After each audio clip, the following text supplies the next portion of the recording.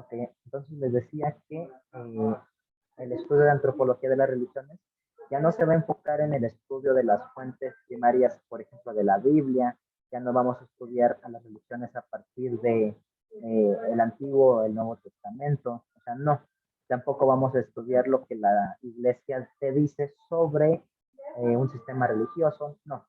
La antropología de las religiones es un estudio centrado más que nada en estudio de campo.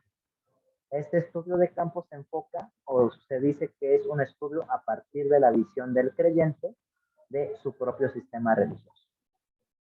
Esto implica pues estudiarlo a partir del mismo grupo poblacional, lo que la población piensa de su sistema religioso y no tanto lo que te dice la institución, la iglesia como institución. Por ejemplo, si lo vemos desde el enfoque de la iglesia católica, no vamos a estudiar, como ya les dije, lo que nos dice la iglesia católica sobre lo que es el cristianismo, porque eso es la visión de la institución eclesiástica sobre el fenómeno religioso.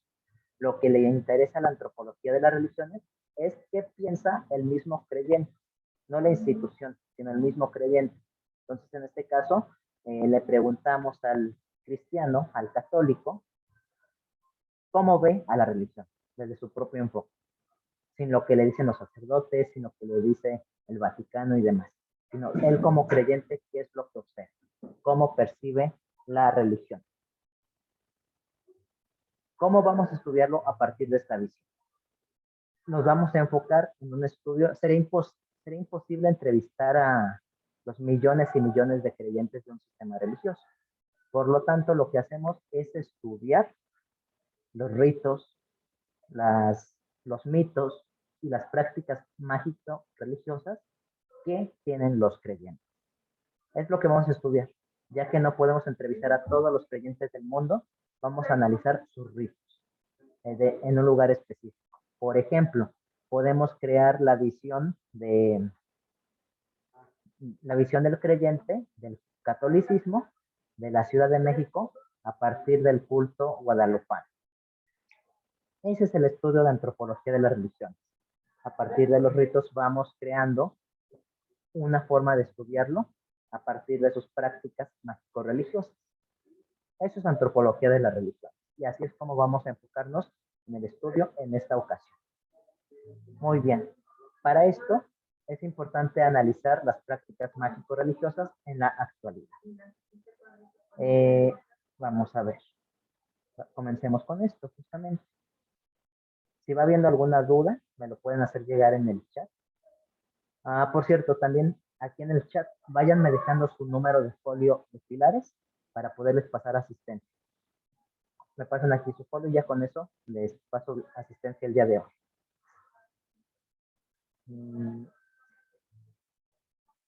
Bueno, en la actualidad, las prácticas modernas vienen del subconsciente de la mente. Es importante aclarar esto. En general, todo sistema mágico religioso tiene sus orígenes en la psique humana. ¿Okay? Están dejando aquí sus folios. Muy bien, muchas gracias. Además, también déjenlos. Viene a partir de la psique, a partir de la mente. Es la misma mente de la persona quien va creando modelos para entender los sistemas mágicos religiosos. Si respondemos a la pregunta ¿quién creó a quién? Si Dios creó al hombre o el hombre creó a Dios, si lo vemos en un estudio antropológico y de historia de religiones, vamos a entender que es el hombre quien creó a sus dioses.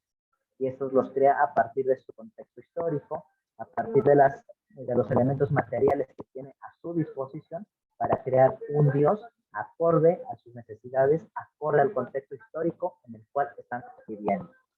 De eso se trata entonces. Se puede entender las prácticas mágicas religiosas a partir de dos cosas, de la sugestión y la autosugestión. Entendamos la sugestión como todo aquellas acciones predeterminadas que se dan a partir de los ritos que nos orillan a creer de cierta forma, a creer en algo, a ver las cosas de una forma específica. Entonces, a partir de lo que nosotros vamos percibiendo, nos vamos, como su nombre lo dice, sugestionando, vamos viendo las cosas de cierta forma. ¿Y a qué nos referimos con autosugestión? Que nosotros mismos nos enfrascamos en esta visión y a partir de esto vamos acercándonos a, ¿cómo decirlo? Nosotros mismos nos inducimos a esas creencias mágico-religiosas. Esto si lo vemos desde afuera, ¿no? Y dice, encontramos manifestaciones de este tipo que se pueden actuar para curar o dañar. Esto retomando las prácticas mágicas religiosas. La magia va a servir para dos cosas, para hacer un beneficio o para hacer un daño. Pero todo parte a partir de que el ser humano se cree las cosas, se sugestiona o se autosugestiona, él mismo se orilla a creer en aquello.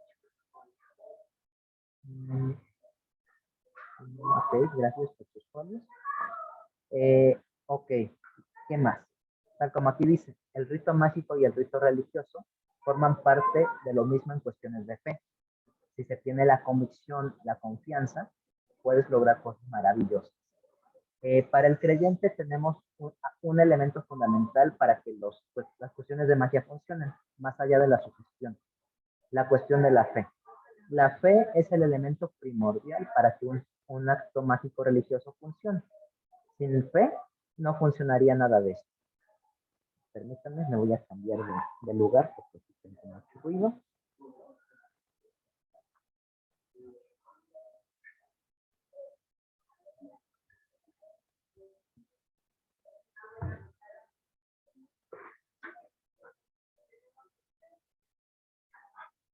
Ok, vamos a continuar. Muy bien. Entonces, les digo que la fe es un elemento primordial para que funcione la magia. Sin ello, no tendría función. No hay forma de que esto surte efecto, ¿no? Más allá de la sugestión o la autosugestión. Aquí es donde ya dejamos de ver un poco esto a partir de el elemento académico desde afuera y ahora lo empezamos a percibir desde adentro. El mismo fenómeno lo vamos a empezar a ver con los ojos del creyente. ¿Qué significa esto? Esto no quiere decir que nos vamos a volver creyentes del catolicismo, del cristianismo, de la santería, de ninguno de estos sistemas. Simplemente nos ponemos en el lugar del creyente para tener un estudio desde adentro. De eso se tratan estos estudios antropológicos. Entonces, partamos de la idea de la fe, porque la fe va a permitir que el creyente crea una visión del mismo tema. Vamos a lo siguiente.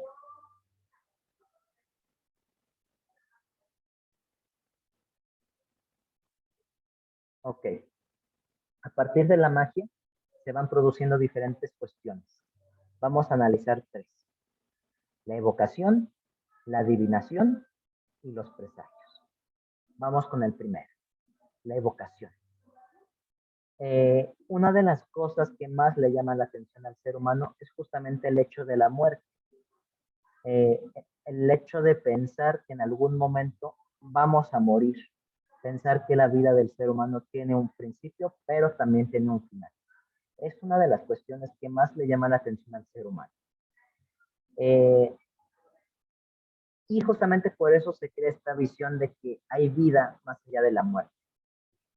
Y también por eso se tiene la idea de tratar de contactar a los muertos, porque los muertos te dan información que tú como ser humano en este plano no puedes entender.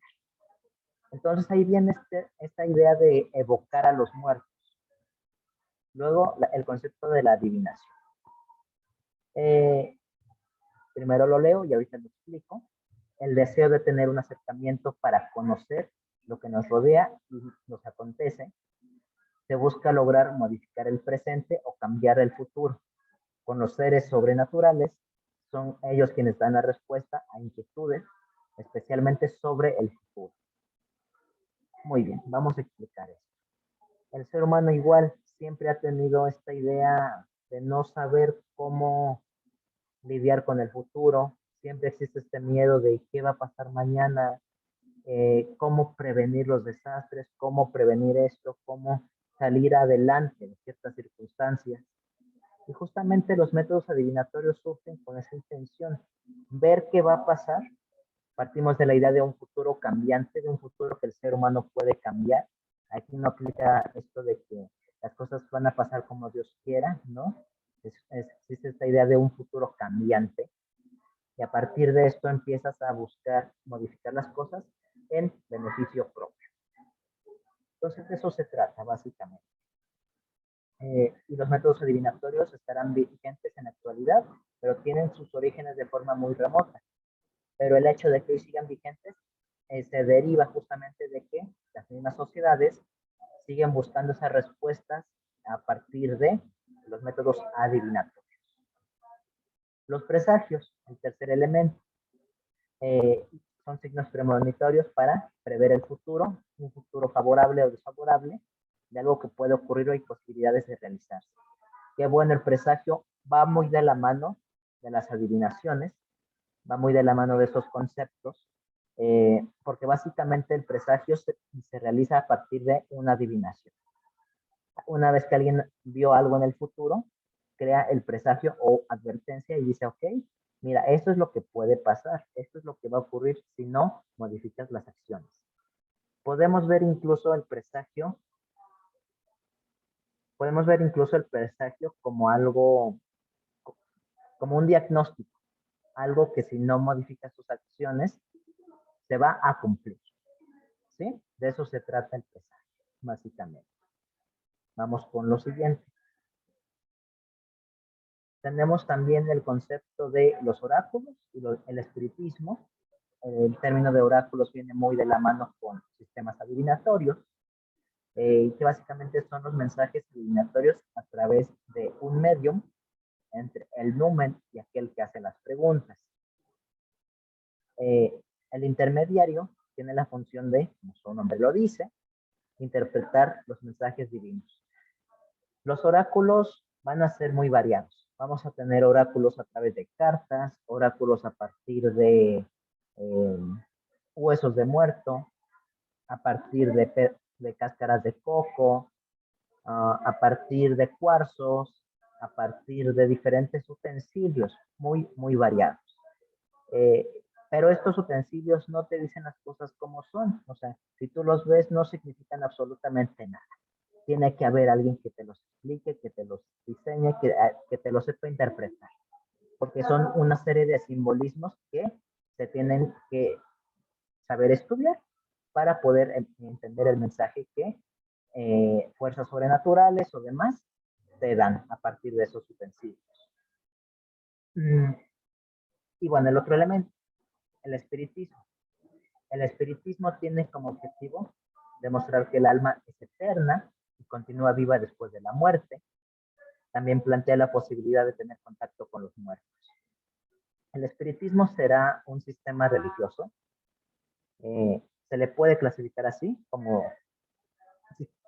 sistema religioso, que tuvo mucha popularidad en el siglo XVIII, XIX, todavía un poco en el XX, que es este sistema religioso que en Europa incluso se llegó a concebir como una ciencia en algún momento de la historia, y justamente es esa capacidad para hablar con los muertos, esa capacidad para que haya un medium, y este medium sea el intérprete entre un muerto y los vivos. Incluso tendremos grandes espiritistas a lo largo de la historia.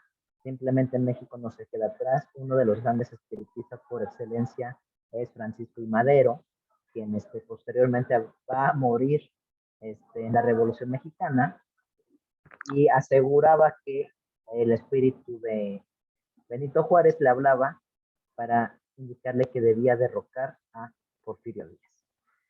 Y pues bueno, ejemplos a partir de la historia tenemos muchísimos, y es aquí donde tenemos que entender las cosas a partir de lo que te dice el mismo creyente. Sí, Francisco I. Madero, por ejemplo, decía que Benito Juárez le hablaba y le decía que debía derrocar a Porfirio Díaz. Habría que estudiar esto a partir de ese contexto. ¿Qué pensaba Francisco I. Madero? ¿Qué visión tenía del mundo? O sea, pero todo desde adentro. no lo veamos con esos ojos de escepticismo, sino no se trata de si es cierto o no, eso sale sobrando. Lo que importa, lo que tenemos que analizar, es la intencionalidad con la que Francisco I. Madero empezó a interpretar esas señales que le daba ese espíritu, ¿no? Porque lo que a final de cuentas, más allá de que haya sido cierto o no, todo esto desembocó en un proceso histórico. Entonces tenemos que analizar el porqué de las cosas. No nos vamos a limitar a si esto es falso o esto es real. Eso no nos lleva a nada. Tenemos que hacer un estudio más profundo. Ok, ¿hasta aquí tenemos alguna duda?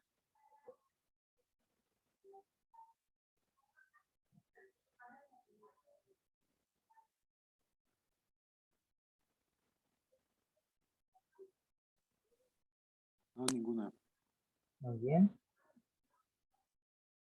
Ok, entonces ya una vez que retomamos un poco de cómo estudiar el fenómeno religioso a partir de la visión del creyente, vamos a retomar eh, las etapas del estudio del fenómeno religioso. El primer punto es la primera etapa del estudio, es en el siglo XIX, con el surgimiento de lo que actualmente conocemos como ciencia y las demás disciplinas que se empiezan a institucionalizar bajo la academia de modelo occidental que hoy en día conocemos. Ok, en el siglo XIX va a surgir la ciencia tal como hoy en día la conocemos. Antes de eso, la ciencia no estaba institucionalizada. Ni siquiera podemos hablar como tal de una ciencia, pues ni siquiera de una ciencia, ¿no? Porque anteriormente teníamos otras actividades humanas dominantes. En su momento fue la magia, en su momento fue la religión, el Renacimiento fue el humanismo. En el siglo XVIII ya empezaban los principios de las bases para crear ciencia, pero no estaba desarrollada como tal. Y será ya hasta el siglo XIX que esta ciencia se termina de consolidar con un método científico bien definido y con una institucionalización a partir de la investigación, tal como lo que hoy en día ya conocemos. Y surgen las universidades actuales, el modelo de universidades actuales que hoy en día conocemos, ese sistema tan rígido, tan jerarquizado, tan monopolizado incluso, empieza a surgir a partir del siglo XIX. Luego tenemos esta segunda etapa, que es la que se deriva de la primera revisión y planteamiento de nuevos resultados. Estamos hablando ya a partir del siglo XX. Es decir, esta etapa va a estudiar lo que en un primer siglo XIX ya se había concluido, se había llegado a ciertos resultados. El siglo XX lo va a revisar, va a hacer un revisionismo y va a sacar nuevas conjeturas de esos estudios previos. Y ya posteriormente la tercera etapa, que es la tercera etapa, es esta etapa de grandes cambios de las religiones a partir de la Segunda Guerra Mundial. Es importante aclarar que las guerras mundiales van a marcar un parteaguas no solamente en el sistema económico que tenemos, van a marcar un cambio prácticamente en todo. Si repercute en la estructura política y económica, por consecuencia también la superestructura ideológica, en este caso religiosa, va a empezar a tener cambios. Eso no lo podemos perder de vista, es muy importante. Entonces son esas tres grandes etapas. Vamos a ir desmenuzando una por una. La primera etapa donde el máximo exponente, el máximo autor, es Emily Durkheim. Durkheim va a empezar a analizar una categoría de estudio. Esa categoría de estudio es lo sagrado. Y se resuelven preguntas como qué es lo distintivo de la religión, de dónde surgen las religiones y cómo van a evolucionar. Se empieza a enfocar en esas cuestiones, ¿no? ¿Qué caracteriza a la religión? ¿Qué lo hace o las hace algo único? ¿Cómo estudiarlas? ¿Y de dónde surgen? Y preguntarse cómo evolucionan. Esto es algo fundamental porque no se trata ya de ver a la religión como la verdad absoluta, no se trata de ver a la religión como la actividad dominante, sino más bien desmenuzarla, analizarla desde adentro para ver cuál es su composición. Y a partir de esto, vamos a empezar a revisar las cuestiones que han persistido de la religión, porque si este sistema, estas religiones siguen existiendo, es porque tienen algo de verdad.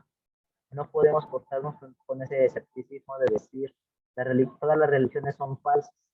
Son falsas a partir de qué, cuál es tu parámetro para decir que es algo falso, sino más bien lo que se trata es entender qué de estas religiones sirve para entender nuestra realidad, por qué siguen persistiendo. Y lo que Durkheim resalta justamente es la idea de la cohesión social. Nos dice que estas religiones van a servir como un medio para aglutinar a la población, para que la población se pueda empezar a organizar, pues sí, la sociedad empieza a tener forma, crear una forma de organizarse, pero todo eso es a partir de una cohesión social que va desarrollando la religión. Entonces vemos a la religión como un aparato cohesional que nos permite la existencia del bien. Lo segundo, vamos a ver la división del trabajo en tiempos primitivos, que es complementaria. Existe una conciencia colectiva. ¿Qué es lo que ocurre? Básicamente, a partir de esta cohesión social, el ser humano va a empezar a crear una identidad. ¿Cómo creas esa identidad? Si no todos hablan el mismo idioma, si no todos tienen las mismas costumbres, si no todos tienen, muchos ni se van a parecer en el tono de piel, en nada, ¿no? En carácter, son completamente diferentes. Entonces, la forma de homogenizar a estos grupos poblacionales es mediante la misma religión. Profesan la misma religión, le rinden culto a la misma religión, a las mismas deidades, y esto será lo mismo que va a servir para crear una conciencia de colectividad. Y bueno, conforme una sociedad se vuelve compleja, la conciencia colectiva también se complejiza, ya no es compartida. Lo único que se va a convertir, se va a compartir es la religión. Es decir, van a surgir, ya no estamos hablando de esta etapa de comunismo primitivo, ya surge la especialización del trabajo y a partir de eso cada grupo poblacional o cada persona va a empezar a especializarse en algo. Vamos a tener a los obreros, a los campesinos, a los artesanos, a la élite gobernante. Son completamente diferentes. La sociedad ya se empieza a jerarquizar de una forma impresionante. Sin embargo, siguen compartiendo un elemento en común. Y ese elemento en común es la religión. Y eso es algo que va estudiando Durkheim a partir de sus postulados en el siglo XIX. Ahora, para Durkheim también es importante lo que conocemos como un hecho social. En Durkheim nos dice que el hecho social está por encima del individuo, impuesto por la sociedad moral con ciertas consistencias. Es decir, el hecho social es algo así como un parámetro. El hecho social ya está establecido por la sociedad en la cual tú vives. No es algo que tú puedas modificar. Al contrario, el hecho social es quien te empieza a delimitar tus comportamientos. Ajá, entonces es fundamental porque ese hecho social se va a derivar de una sociedad que fue establecida por los mismos sistemas religiosos en los cuales vives. La religión va a responder a la necesidad colectiva, en ese sentido a una religión. Por lo tanto, una religión no puede ser falsa. La religión surge para atender necesidades colectivas. Entonces, si te responde a una función colectiva, no es falsa, es algo funcional. Ajá, y si es algo funcional, volvemos a lo mismo. No puede ser mentira, porque te está resolviendo un problema, te está atendiendo una demanda. Ahora, las religiones no se centran en lo sobrenatural, es lo que nos dice Durkheim. Las religiones no van a estudiar fenómenos sobrenaturales que no existen. La religión se enfoca en el estudio de algo tangible, las sociedades. Eh, todas estas religiones se van a centrar en dos cosas, en las creencias y en los ritos. Durkheim retoma estos dos puntos fundamentales. Las creencias de las personas, que son creencias que se van heredando de transmisión en generación, generalmente por tradición oral, ya posteriormente a través de las Sagradas Escrituras, y en los ritos, que los ritos sirven para estar recordando constantemente al sistema de creencias. Y bueno, lo sagrado se aplica a lo prohibido y lo profano se aplica a las prohibiciones.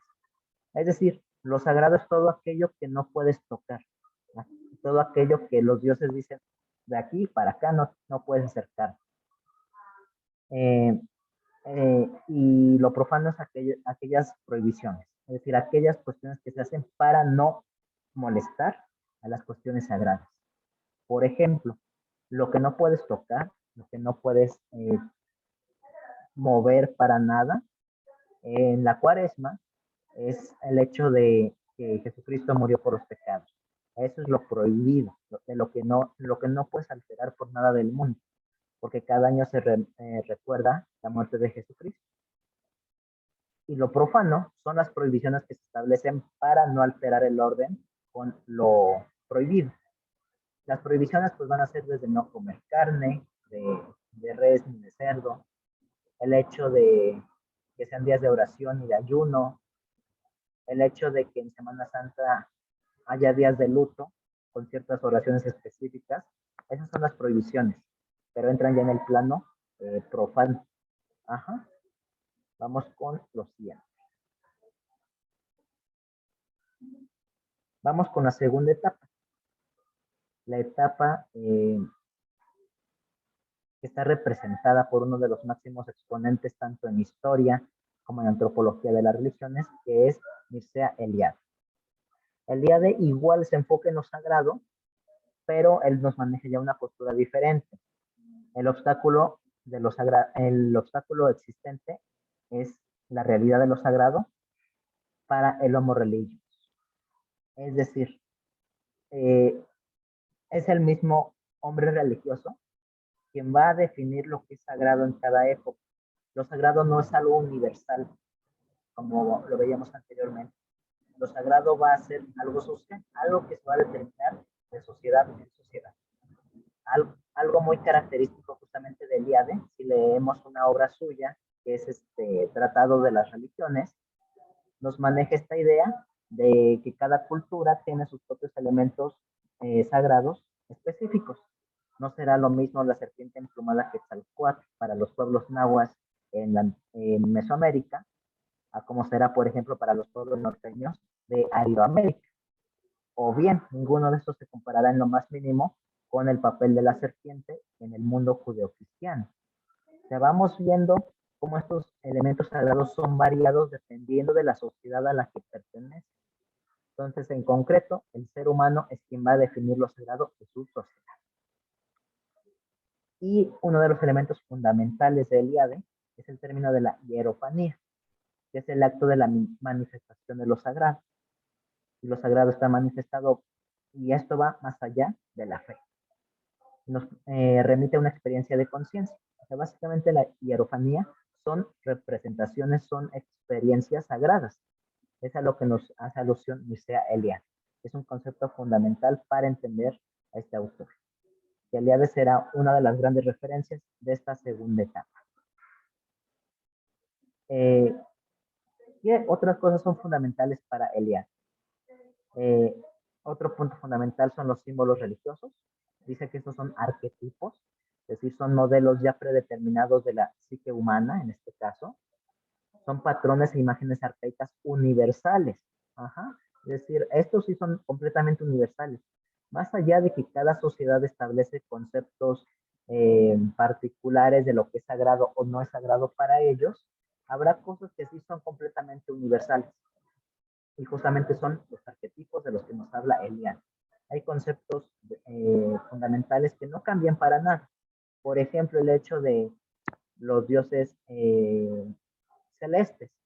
Básicamente en un montón de sistemas religiosos vamos a encontrar la presencia de un Dios supremo, de un Dios omnipotente, omnipresente, que es el creador del universo y de todo lo que nos rodea.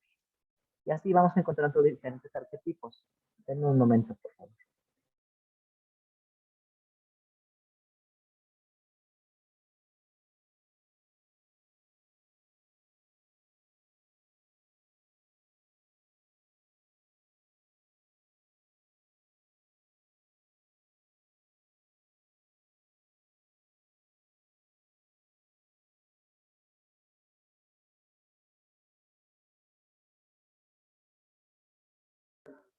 Muy bien, vamos a continuar.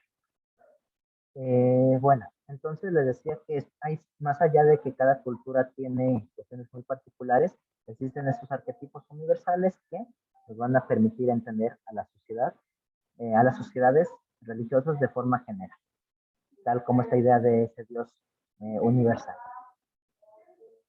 Luego tenemos que el espacio sagrado va a estar formado por una determinada estructura. Uh-huh. Y bueno, el espacio profano no cuenta con una estructura bien definida. Es decir, lo sagrado sí tiene algo definido, tiene su estructura, y aparte está lo profano, lo que no tiene forma. Definimos lo sagrado, que es el orden total, es la perfección prácticamente, y lo profano es lo que está fuera de este orden. Básicamente de eso se trata, entender esas diferencias. Eh, Luego, en cuestión de tiempo, el tiempo sagrado va a estar marcado por fiestas, las fiestas litúrgicas de cada año. En el mundo judeo-cristiano, en el mundo cristiano, vamos a encontrar un montón de misas, de ceremonias puntuales para determinados santos. Y eso en cualquier sistema religioso. Eh, Mientras que el plano profano es un tiempo cotidiano. El tiempo de 24 horas, 7 días a la semana, 31 días igual a un mes y demás, ¿no? Ojo, y el tiempo sagrado no siempre se empalma con el tiempo profano.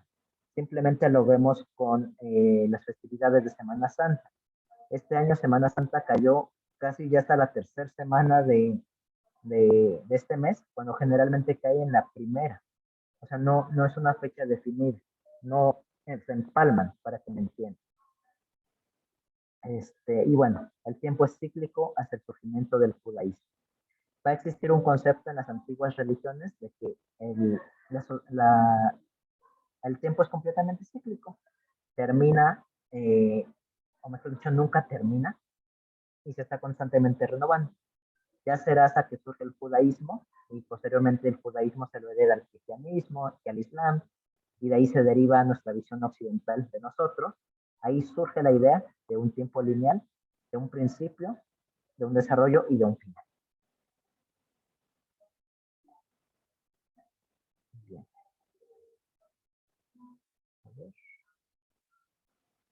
Ahora, en esta etapa vamos a ver a Roger Taylor, que retoma la idea de lo sagrado y de lo profano, pero para este autor no son opuestos, sino complementarios.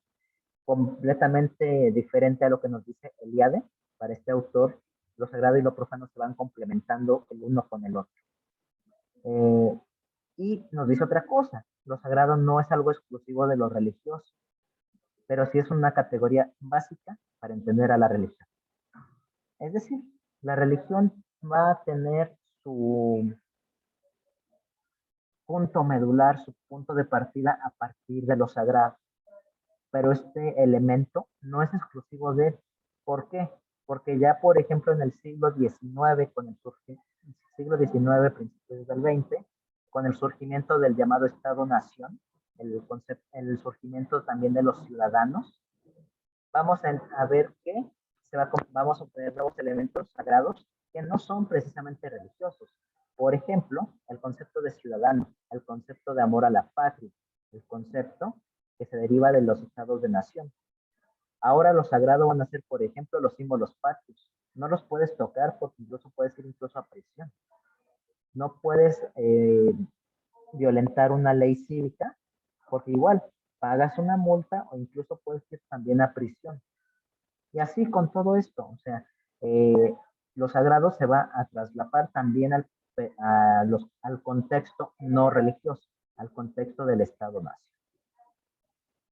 Y bueno, lo sagrado es una propiedad, para este autor, lo sagrado es una propiedad estable o efímera, es para siempre o es algo efímero, es decir, va cambiando, tiene ambas polaridades. Y va a necesitar, obviamente, para su funcionamiento, una gracia mística. Y bueno, los ritos sagrados en acción van a reglamentar lo sagrado y lo profano. Los ritos, estos actos repetitivos que reviven al mito, se van a estar complementando y van a definir lo que es sagrado y lo que es profano. El hecho de estar reviviendo un acontecimiento religioso define a lo religioso y por lo tanto define lo que está fuera de esa esfera religiosa. Y este autor divide los ritos en dos, los ritos positivos y los ritos negativos. Los ritos positivos se refieren a todo aquello para cambiar el carácter de sagrado o profano. Por ejemplo, los ritos de consagración, que básicamente, por ejemplo, en las misas de Eucaristía en el mundo cristiano, dejas de ser una persona, un creyente, ¿cómo llamarlo? Manejémoslo como un creyente no terminado, no es el término correcto, pero se me fue ahorita el término. Un creyente no terminado para ser un cristiano ya con ciertas obligaciones. Te vas a consagrar ya como un cristiano. Para eso es la Eucaristía. O bien la confirmación. Justamente su nombre de este sacramento de confirmación se deriva a que tú ya te estás confirmando como creyente. Reafirmas tu fe como creyente y por lo tanto obtienes derechos y obligaciones. Y no es lo mismo esta persona antes del rito positivo que después del rito. Veamos. Tienen una relación con los ritos de paso. Sí, sí, justamente, Alejandro, eso se trata. Nada más que este autor los nombra ritos positivos. Ajá, sirven para la transición. En cambio, también tenemos los ritos negativos, que estos sirven para mantener la separación. O sea, mientras en los otros el ser humano entra a un plano sagrado, los ritos negativos son para marcar la diferencia de forma definitiva, para que no puedas decir, ok, yo entro a lo sagrado. Esto refuerza la idea de la separación entre ambos. Un ejemplo de esto puede ser los ritos funerarios, por ejemplo. Un rito funerario marca la separación bien delimitada entre un vivo y un muerto. Por eso se le hacen oraciones al muerto. ¿Quién lo hace? Es el vivo, porque el vivo está reafirmándose como una persona viva que va a rogar ahora por el eterno descanso del difunto. Ahora, el ejemplo de la primera comunión también nos serviría para marcar una separación siempre y cuando lo vemos desde esta perspectiva. Les puse anteriormente el rito positivo como un ejemplo de un rito positivo porque te permite entrar a otro plano como creyente. Sin embargo, también se puede marcar como un rito negativo porque marca la diferencia entre una persona, ¿cómo llamarlo? Pues marca la diferencia entre un simple mortal, por así llamarlo, y un santo, porque la primera comunión te recuerda que constantemente vas a tener que ir a confesarte para que te perdonen tus pecados. O sea, nunca vas a alcanzar ese grado máximo de sacralidad. Te recuerda que tienes que estar en constante confesión para poder lograr ser un creyente adecuado, por así decirlo. Muy bien, vamos con lo siguiente.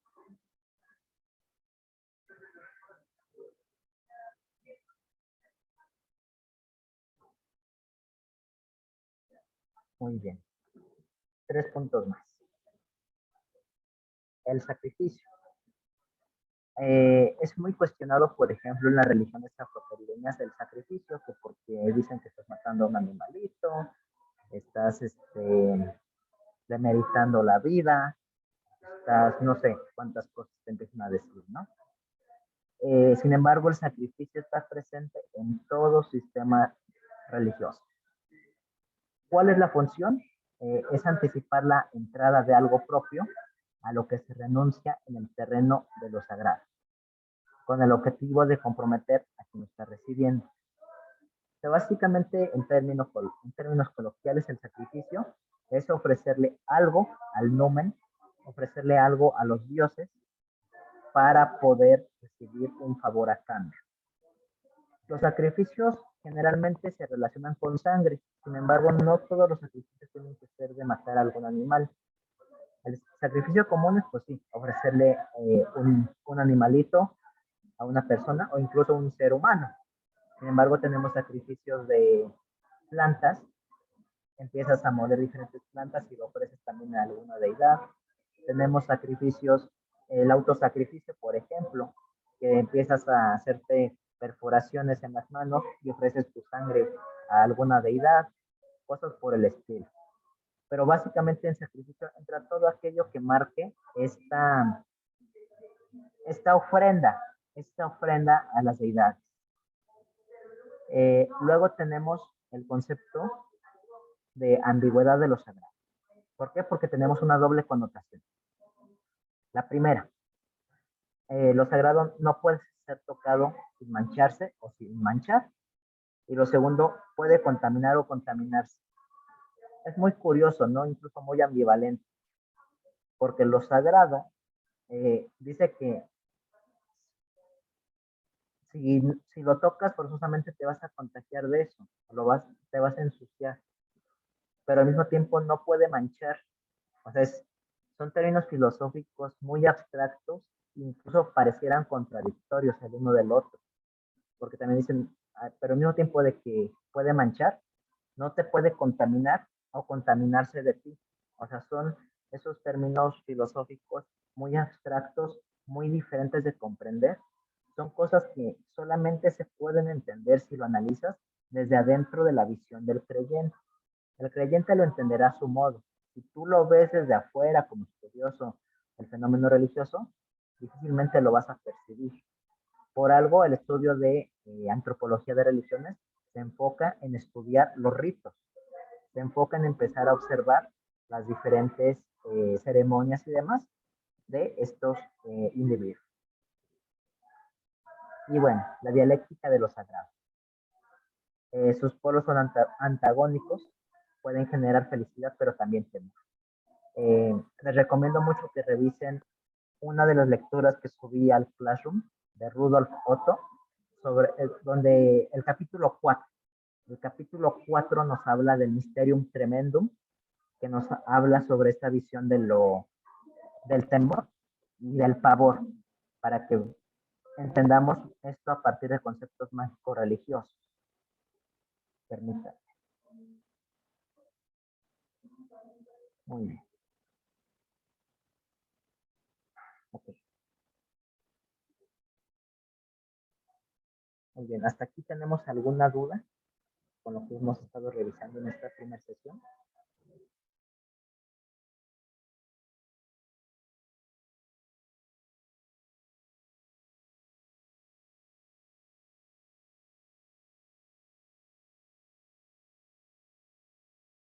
No, al momento bien, maestro.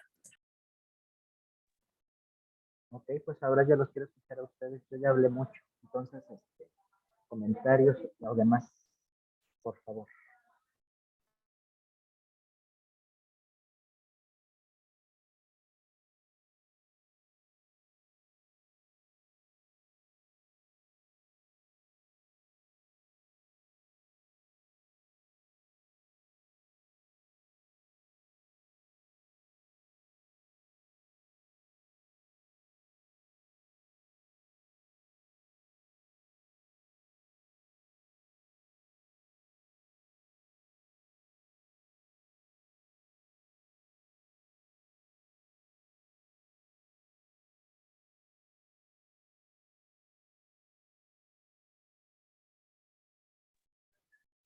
Entonces, aquí no tenemos comentarios.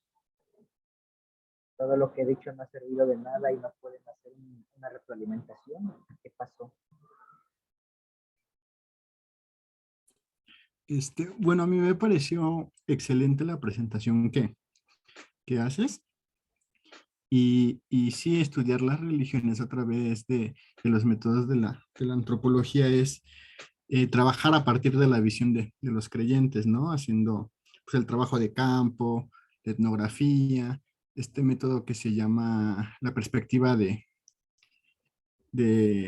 EMIC, que es la perspectiva de los actores sociales, ¿no? Y también